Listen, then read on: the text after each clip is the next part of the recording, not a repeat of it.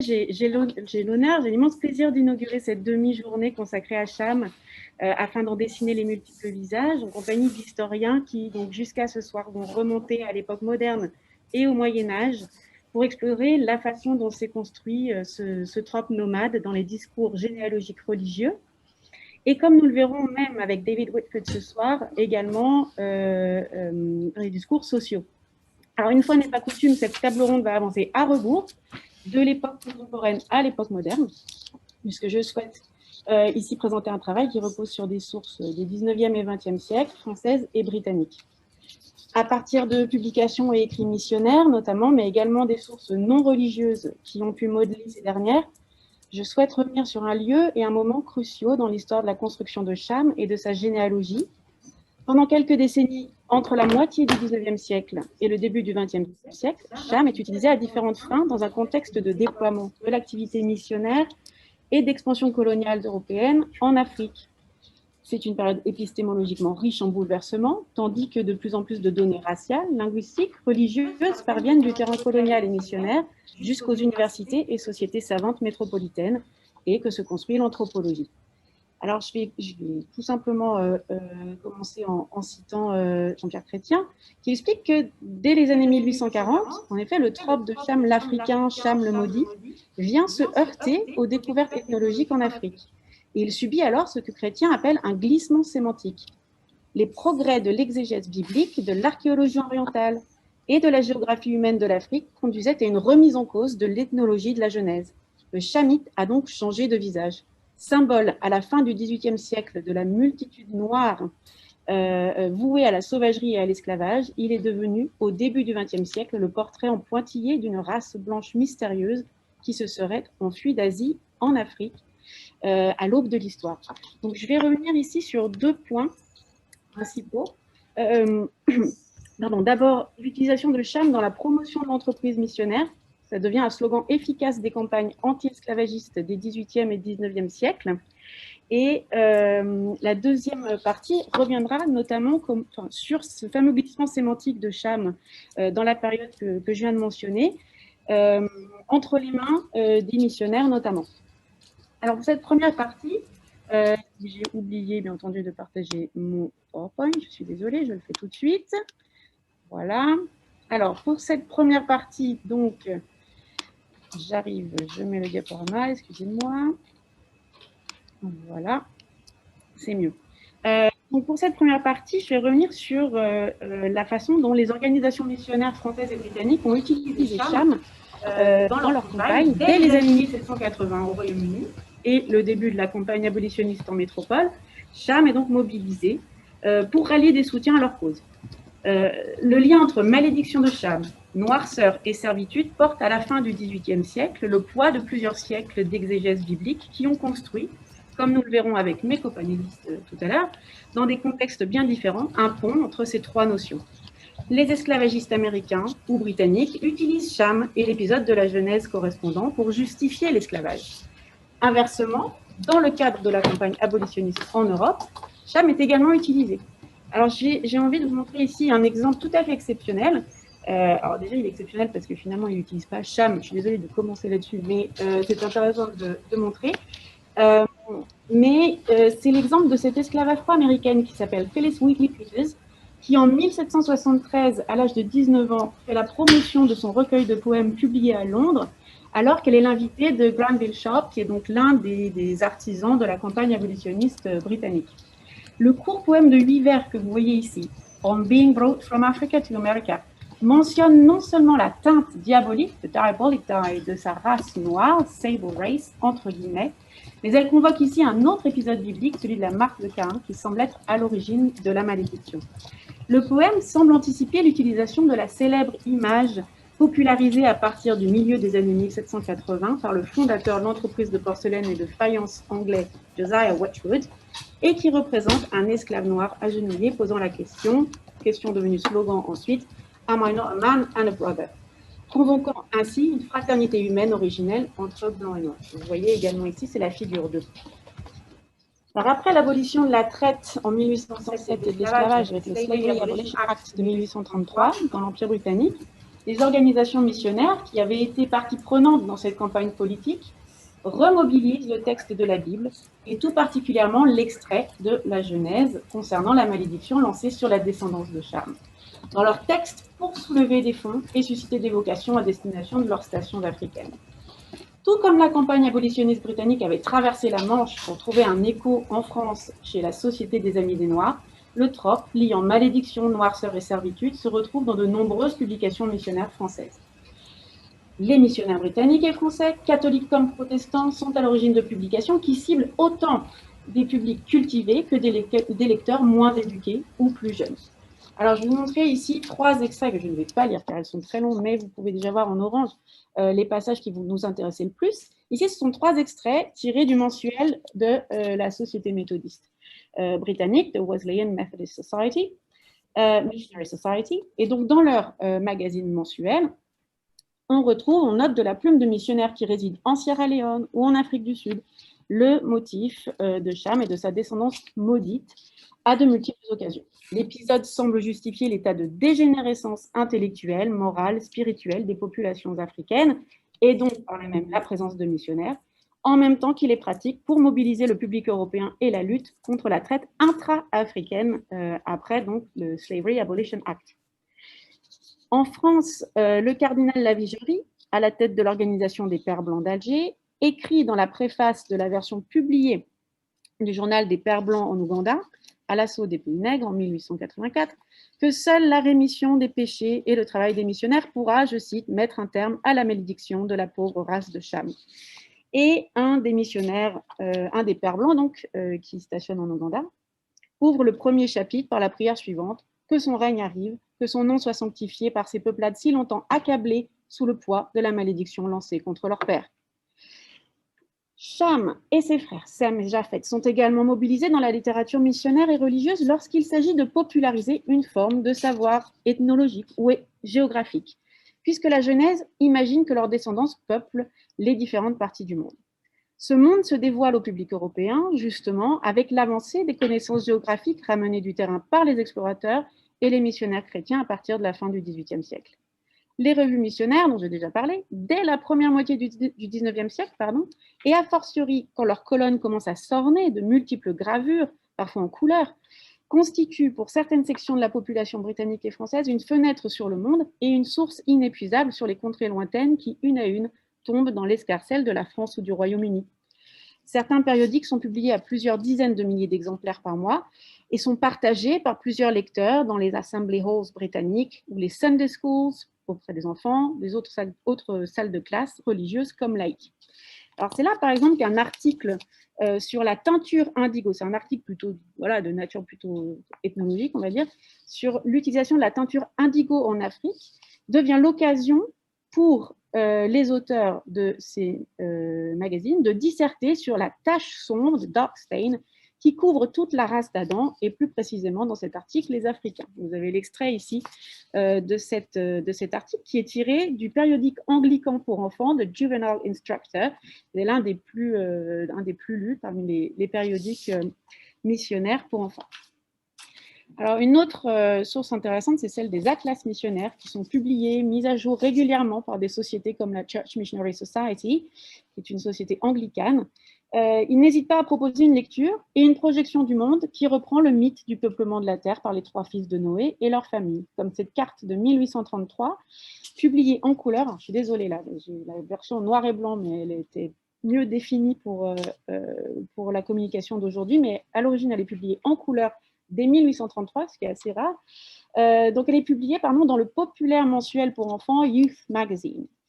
Elle est encadrée, vous voyez sur cette carte, on a les continents, mais on a également, dans des parties laissées blanches, les généalogies de Cham, Sem et Japhet.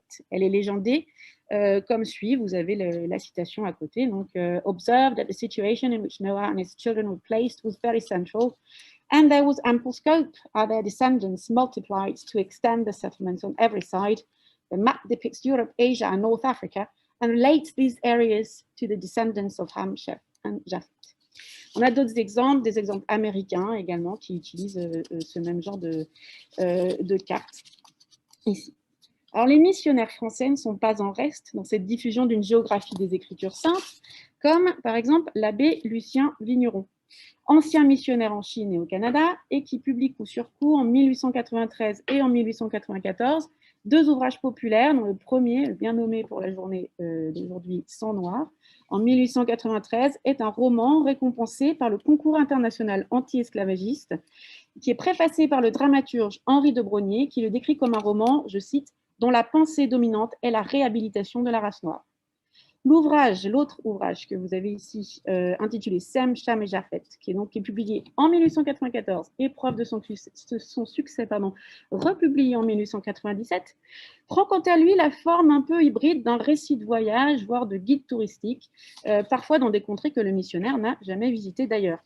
La troisième partie de cet ouvrage, qui s'appelle Cham, donc cette troisième partie, s'ouvre sur une citation d'Edgar Quinet, que j'ai reproduite ici également. Donc, l'Afrique est la patrie maudite de Cham, disait Edgar Quinet, et de son temps, on ne s'en souciait guère. Alors, ce type de littérature possède une triple fonction. D'abord, diffuser un savoir géographique vulgarisé, un savoir illustré de gravures tirées elles-mêmes des ouvrages d'exploration dont elle s'inspirait et se nourrit. Donc là, c'est un processus voilà, d'auto-référencement et d'intratextualité qui a été assez bien documenté par les théoriciens, par exemple, des post-colonial studies, par Saïd, par exemple. Deuxième fonction, donc, promouvoir l'entreprise missionnaire afin de soulever des fonds, susciter des vocations. Et enfin, troisième fonction ici, dans le cas de l'abbé Vigneron, c'est également l'occasion de mettre en avant ses convictions colonialistes en encourageant l'arrivée d'Européens en Afrique, ou du moins en encourageant, un peu à la manière de David Livingstone, 40 ans avant lui et au Royaume-Uni, de commercer avec ce continent. Il explique notamment, eh bien, l'esclavage ne sera supprimé que lorsque l'Afrique sera sillonnée de blancs, de commerçants et de missionnaires qui répandront autour d'eux la civilisation et les idées pacifiques. Donc ça, c'est un extrait de son fameux roman, donc Sang noir, qui raconte la vie de deux villages, l'un évangélisé et l'autre pas évangélisé, justement au Bunyoro, je crois, dans le nord du Bunyoro. Alors, on le voit donc, l'utilisation de Cham par les missionnaires permet de mettre au jour les mécanismes qui sous-tendent toute une logique de promotion de leur entreprise en direction de l'Afrique. Alors, rares sont les voix parmi cette communauté qui s'élèvent contre ces lectures racialisées de la Genèse. Mais, comme me le rappelait Vincent, nous allons bientôt peut-être, organiser une journée d'études sur justement les possibles voix discordantes au sein de la communauté missionnaire sur cette utilisation de la malédiction de Cham. Journée d'études que je dois organiser d'ailleurs, apparemment.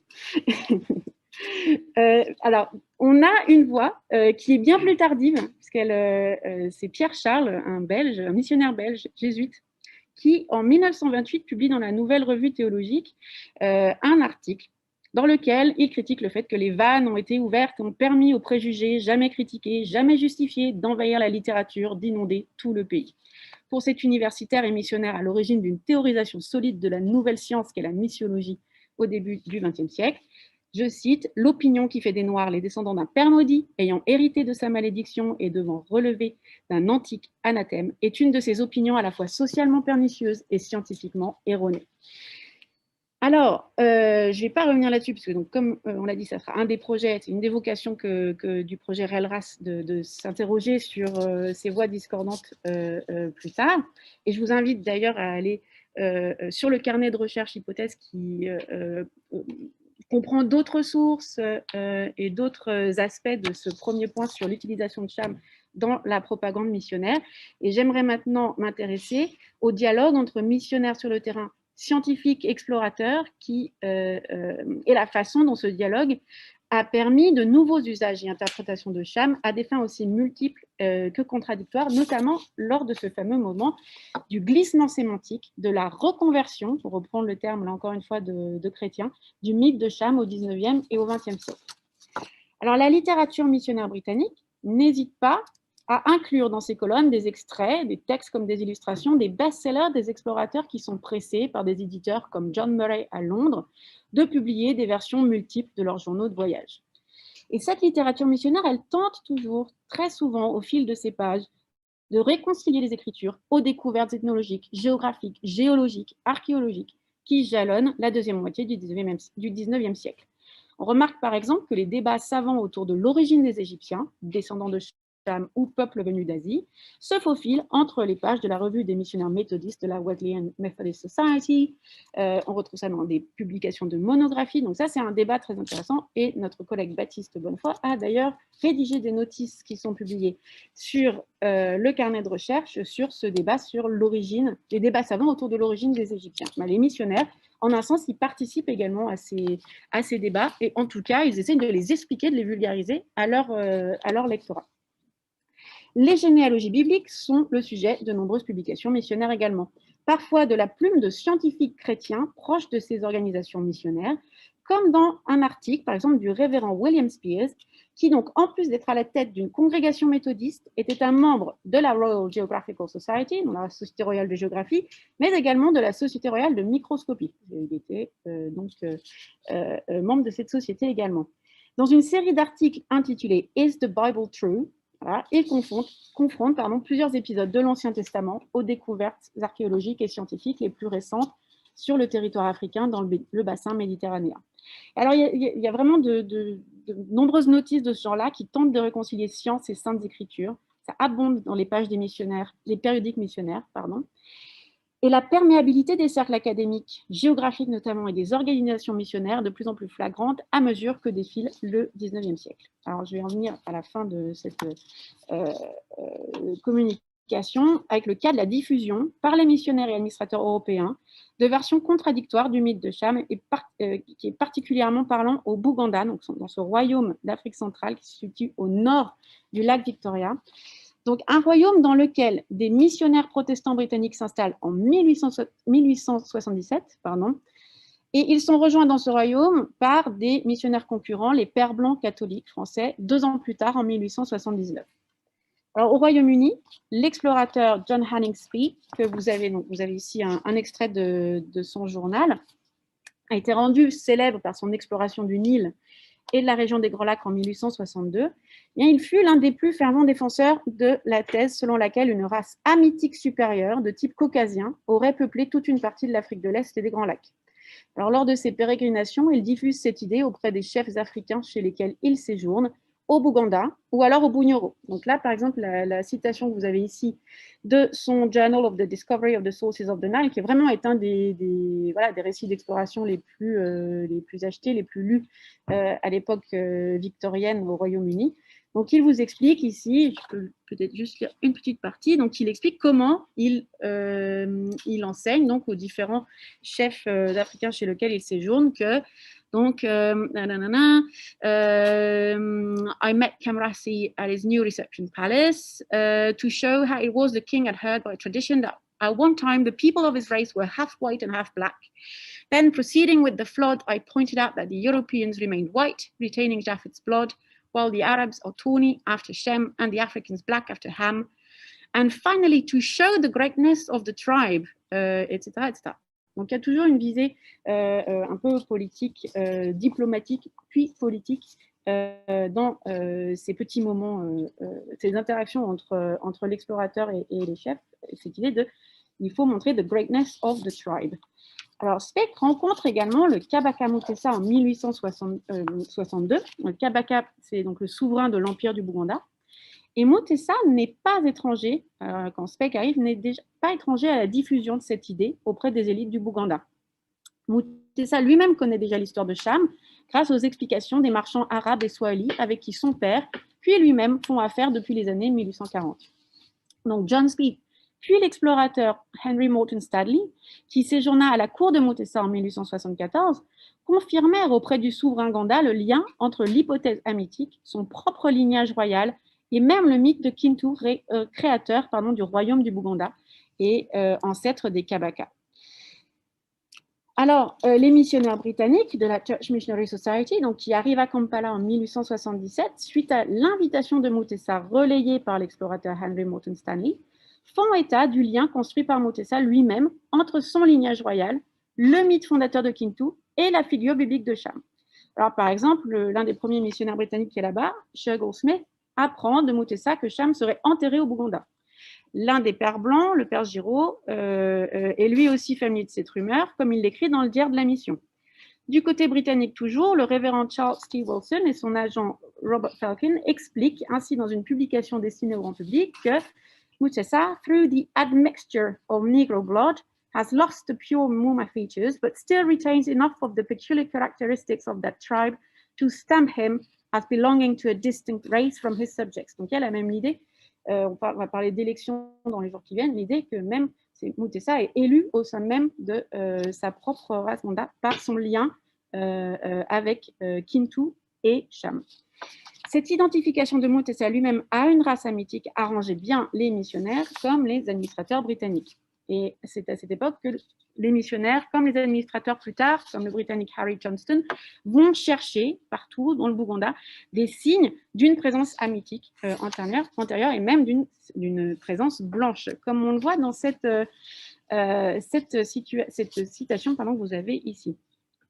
Alors, cette supposée généalogie supérieure servait en effet à justifier que les efforts soient redoublés dans cette mission. En associant les Ganda, ou du moins une partie de l'élite Ganda, à la tradition judéo-chrétienne et à la descendance de Noé et donc d'Adam, ils tenaient là un argument de poids. Les Baganda auraient en effet déjà en eux les germes du christianisme, que leur travail apostolique n'aurait ainsi qu'à réactiver. Donc la théorie des pierres d'attente, mais racialisée ici. En s'appuyant sur le mythe fondateur de Kintu et en le faisant devenir, sinon Cham, au moins un prêtre ou proto-missionnaire de type caucasien, alors les Ganda devenaient un peuple particulièrement stratégique dans l'entreprise missionnaire britannique en Afrique. Alors déjà, on note dans les pages de périodiques d'autres organisations le désir de rattacher le lignage de leurs ouailles à une race hamitique supérieure, qui justifierait ainsi les efforts sur leur terrain. Par exemple, le révérend méthodiste Thornley Smith, dès 1849, en Afrique du Sud, explique en citant l'ethnologue James Coles Pritchard que les tribus Kafir tribes, seraient connectées aux Égyptiens et aux Éthiopiens, ce que leurs caractéristiques physiques comme intellectuelles confirment selon lui. Je cite ici, donc, comme vous le voyez là, donc, un missionnaire irlandais de la Church Missionary Society qui, avec sa femme, qui était photographe également, recueillit de nombreux contes et légendes du Bunyoro, qui explique ainsi dans les pages du journal de la Société royale de géographie que Kintu, d'après les anciens de la région, serait un homme blanc. Donc vous avez la citation ici, et l'idée d'un Kintu blanc trouve sa traduction visuelle dans un ouvrage pour enfants publié en 1893 par un ancien compagnon de voyage de l'explorateur Henry Morton Stanley, Montany, qui raconte la légende de Kintu, donc est destinée à un public d'enfants. Kintu et sa femme, les premiers hommes du Bouganda, y sont représentés, comme on le voit sur les illustrations ici, sous des traits européens.